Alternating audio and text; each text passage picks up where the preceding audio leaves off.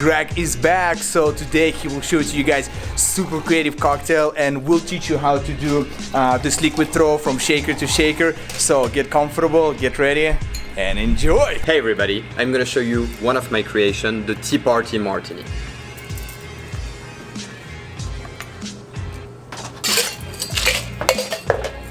For the Tea Party Martini, we will start, of course, with some tea. I'm a huge fan of tea, so I'm working in this cocktail around the Milk Oolong, which is a tea from Taiwan.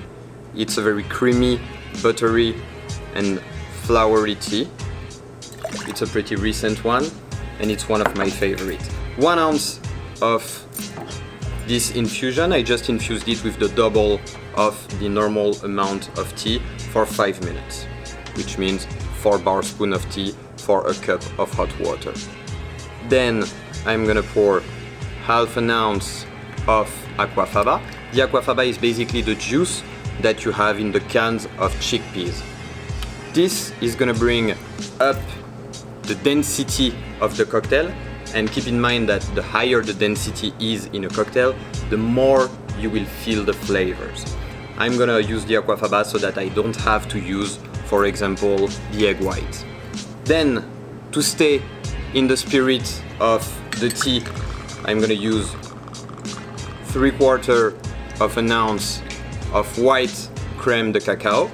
This is gonna be subtle, but this is gonna be bringing a little bit of sweetness. And I'm gonna finish with 1.5 ounces of mezcal. I recommend using a Silver Mezcal. 100% espadín will be just fine. Slightly smoked, it's gonna be working great with the tea, but not too smoky or it's gonna be overpowering the tea. Then I'm gonna roll that drink. I'm gonna use the roll and not the shake, because if I shake that drink, I'm gonna over dilute it. I'm already working with tea, so water. I do not need extra water.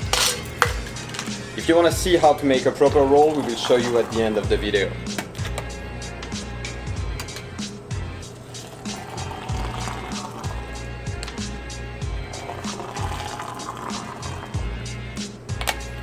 Right, now I'm going to dry shake my cocktail just to make sure that I have a nice foam on top of the drink.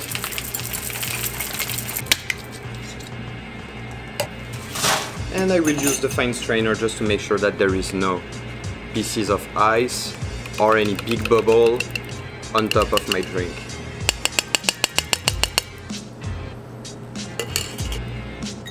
The tea that I used previously, that I'm gonna slightly burn to bring a little bit of extra smokiness to the nose.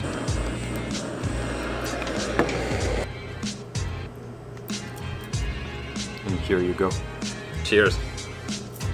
Alright, so as we promised you, I'm gonna show you how to make a proper roll. First thing first, you gotta understand the roll. To make a roll is not just replacing a shake and doing something similar, it's a little bit different, okay? You're gonna aerate your drink when you use the roll, but you're gonna bring way less water because it's not gonna be diluting the drink as much as a shake. It's also way more entertaining. That's why I always show it to my students and I always make sure that they know how to do a proper roll, because that's gonna be more impressive than a shake for most of the guests. First thing you have to do is, once you prepared your cocktail, of course, to ice up your tin.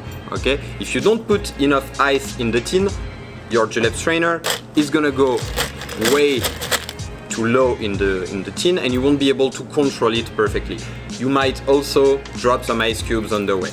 So make sure that you have your shaker completely full of ice. This way you can just set the julep strainer on top and it's gonna hold perfectly. It's not gonna move. You have here your cocktail. I'm just gonna use a fake cocktail, as everybody should when you are practicing on a new technique, whether it's flair or just cocktail technique.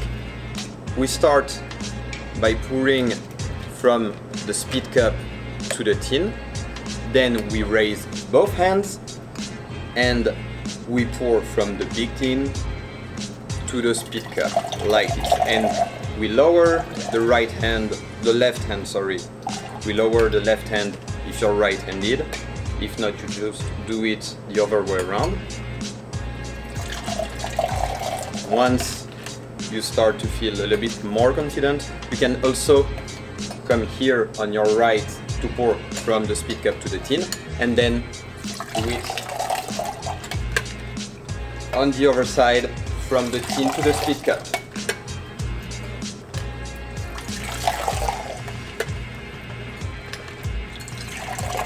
And here you go.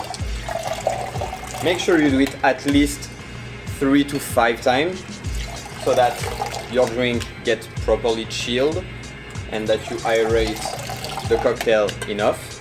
You can also use different kind of cups. You can use 2 large tin. You can use 2 spit cup if you want, even though that would be weird. And then of course you can use different kind of julep strainer. You can also use the old school hawthorn, which will fit perfectly and will avoid any kind of ice or any other stuff to get out of the tin while you throw. Cheers.